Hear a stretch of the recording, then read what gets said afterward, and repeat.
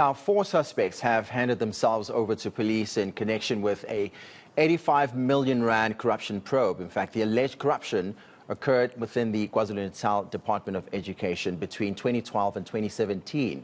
Senior reporter Dasen Thathiah has been following this story. 3 accused linked to a multi-million rand tender fraud investigation have applied for bail at the Durban Magistrates Court. Unfortunately, we can't bring you any of those details because although we had applied to have our cameras inside that courtroom, that application was denied.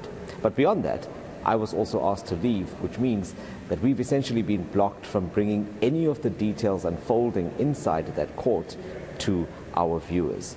This relates to 85 million rand in public funds that have been taken from the KwaZulu-Natal Department of Education. And at least one of the accused is currently employed there as a state accountant who was responsible for the Quotation Evaluation Committee. Now, this has been a Hawks investigation that has been continuing for a while, and it relates to the fraud that occurred during the period of 2012 to 2017. I'll now bring in Lieutenant Colonel Simpiwe Mhlongo from the Hawks. Colonel, let's talk about this investigation that has been underway and how this money was channeled. 85 million is a lot of money. How was that money moved to these accused, allegedly? Yes, it's a lot of money. The accused were doing the collusive bidding when they were doing the tender process.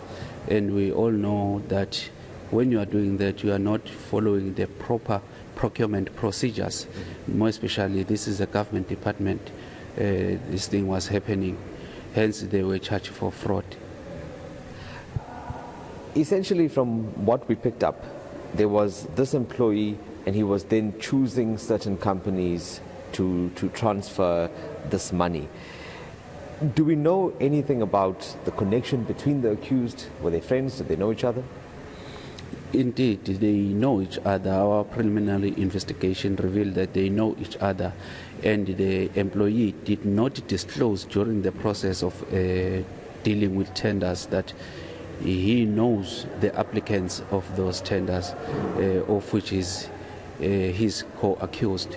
In this case, he did not disclosed in the department that I know so and so, so can I be excused in this maybe tender bidding? Yes.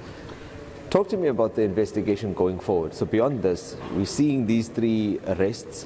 What about other arrests? Are you confident that you have found the so-called masterminds? Yes, we are confident. As you can see, that we are working together with the National Prosecuting Authority. That turns our investigation to be prosecution guided.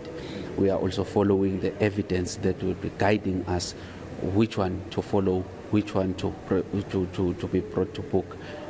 That's how we work. We are not operating in silo. Thank you very much for your time there, Colonel Mhlongo. While that investigation continues, I can also tell you that eNCA's legal team will be challenging the decision to have us excluded from these court proceedings. I'm Dasen Thathiah in Durban.